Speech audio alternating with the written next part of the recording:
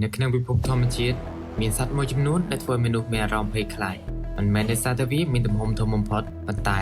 ដោយសារតែសមត្ថភាពដែលវាមាននៅលើទឹកដីនៃទ្វីបអាហ្វ្រិកមានពស់មួយប្រភេទដែលត្រូវបានគេស្គាល់ទូទាំងពិភពលោកដោយសារតែវាមានល្បឿនលឿនមានពើដ៏ខ្លាំងនិងមានរឿងរ៉ាវជាច្រើនដែលមនុស្សនិយាយអំពីវាដែលឈ្មោះរបស់វាគឺ Black Mamba និងនៅក្នុងវីដេអូនេះខ្ញុំសូមហៅឈ្មោះវាថាស្ដេចពស់ខ្មៅប៉ុន្តែតើ Black Mamba ពិតជាសាហាវដូចអ្វីដែលមនុស្សនិយាយដែរឬទេតើវាជាសត្វដែលចង់វាយប្រហារមនុស្សឬក៏យ៉ាងណាឬវាគ្រាន់តែជាសត្វព្រៃមួយដែលមនុស្សមិនទាន់យល់ពីវានៅថ្ងៃនេះយើងនឹងស្វែងយល់អំពីការពិតរបស់ Black Mamba ឬស្ដេចពស់ខ្មៅ Black Mamba គឺជាពស់ដែលរស់នៅតំបន់អាហ្វ្រិកខាងក្រោមវាលខ្សាច់សាហារ៉ាវាអាចរកឃើញនៅក្នុងប្រទេសជាច្រើនដូចជាអាហ្វ្រិកខាងត្បូង Kenya ណាមីប៊ីនិងប្រទេសជាច្រើនទៀត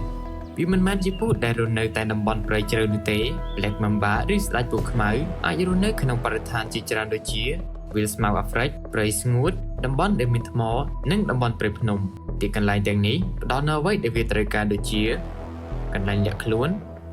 កន្លែងស្វែងរកអាហារនិងកម្ដៅពីព្រះអាទិត្យដើម្បីរក្សាសីតុណ្ហភាពនៅក្នុងរាងកាយរបស់វារឿងរ៉ាវដែលមនុស្សជាច្រើនយល់ច្រឡំគឺ Black Mamba មិនមានពណ៌ខ្មៅនោះទេរាងកាយរបស់វាមានពណ៌ប្រផេះខ្លះពណ៌ត្នោតនិងខ្លះទៀតពណ៌ប្រផេះចាស់ប៉ុន្តែហេតុអ្វីបានជាគេហៅវាថា Black Mamba ចម្លើយគឺនៅពេលដែលវាបើកមាត់យ៉ាងធំតែខាងក្នុងនៃមាត់របស់វាមានពណ៌ខ្មៅនេះជាចំណុចពិសេសដែលធ្វើវាទទួលបានឈ្មោះនេះ Black Mamba ឬស្ដេចពស់ខ្មៅគឺជាពស់ដែលមានរាងស្គមនិងវែងជាទូទៅវាមានប្រវែងប្រហែលជា2ទៅ3ម៉ែត្រប៉ុន្តែសត្វខ្លះអាចមានប្រវែងលើសពីនេះរាងកាយរបស់វាត្រូវបានបង្កើតឡើងសម្រាប់ល្បឿន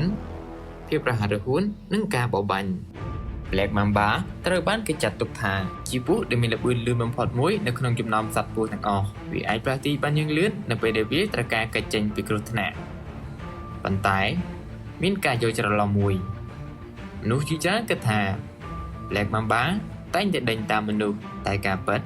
វាមិនចង់ប្រៀបជាមួយនឹងមនុស្សនោះទេដូចជាសត្វព្រៃភាគច្រើនគោលដៅរបស់វាគឺជាការរស់រានមានជីវិត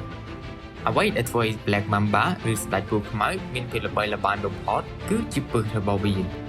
ពឹសរបស់វាមានសារធាតុសំខាន់ៗដែលធ្វើឲ្យប៉ះពាល់ដល់ប្រព័ន្ធប្រសាទធ្វើឲ្យជនរងគ្រោះដែលវាវាយប្រហារបាត់បង់សមត្ថភាពក្នុងការធ្វើចលនាអាហារសំខាន់ៗរបស់វាមានដូចជាកណ្ដុរបក្សីនិងសត្វតូចៗជាច្រើនទៀតប៉ុន្តែមានចំណុចសំខាន់មួយគឺ Black Mamba មិនបានបង្កើតពឹសឡើងដើម្បីសម្លាប់មនុស្សនោះទេពឹសរបស់វាវិវត្តឡើងសម្រាប់ការបរបាញ់និងការការពារខ្លួនមានរឿងរ៉ាវជាច្រើននិយាយថា Black Mamba គឺជាពស់ដែលមានលក្ខណៈឈ្លានពានខ្លាំងប៉ុន្តែតាមការសិក្សាអំពីសត្វព្រៃបានបង្ហាញថាជាទូទៅវាចង់កាច់ពីមនុស្សណាស់នៅពេលដែលវាមានអារម្មណ៍ថាត្រូវបានគំរាមកំហែងវាអាចធ្វើសកម្មភាពការពារខ្លួនដូចជាបើកក្បាលឡើងបើកមាត់យ៉ាងធំនិងបង្ហាញចង្កុំនៅមុតស្រួយរបស់វានិងបន្លឺសំឡេងគំរាមកំហែងវាមិនមែនកំពុងតែស្វែងរកការវាយប្រហារនោះទេវាកំពុងតែប្រាប់ថាសូមកុំចូលចិត្តវាសោះទោះបីជា Black Mamba មានឈ្មោះគួរឲ្យខ្លាចក៏ដោយក៏វាមិនមែនជាស្ដេចពស់ដែលគ្មានសត្រូវឡើយនៅក្នុងធម្មជាតិវាក៏ត្រូវប្រឈមមុខនឹងគ្រោះថ្នាក់ផងដែរជាពិសេស Black Mamba តូចៗងាយនឹងរងគ្រោះដោយសារតែសត្វព្រៃជាច្រើនផ្សេងទៀតជីវិតនៅក្នុងព្រៃគឺជាការប្រកួតប្រជែងក្នុងការរស់រានមានជីវិត Black Mamba ឬស្ដេចពស់ខ្មៅគឺជាសត្វដែលមនុស្សជាច្រើនខ្លាចបំផុតដោយសារតែវាមានល្បឿនលឿនវាមានពឹសខ្លាំងហើយវាជាអ្នកប្រមាញ់ដ៏មានប្រសិទ្ធភាពប៉ុន្តែនៅពីក្រោយពីពស់ខ្លាចនោះវាគ្រាន់តែជាសត្វមួយដែលកំពុងតែរស់នៅតាមច្បាប់ធម្មជាតិតែប៉ុណ្ណោះការយល់ដឹងគឺជាវិធីដ៏ល្អបំផុតក្នុងការបំបែករវាងការភ័យខ្លាចនិងការពិតនេះគឺជារឿងរ៉ាវពិតរបស់ Black Mamba ឬស្ដេចពស់ខ្មៅ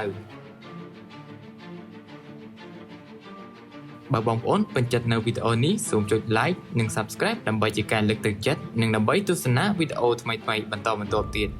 សូមអរគុណសម្រាប់ការទស្សនា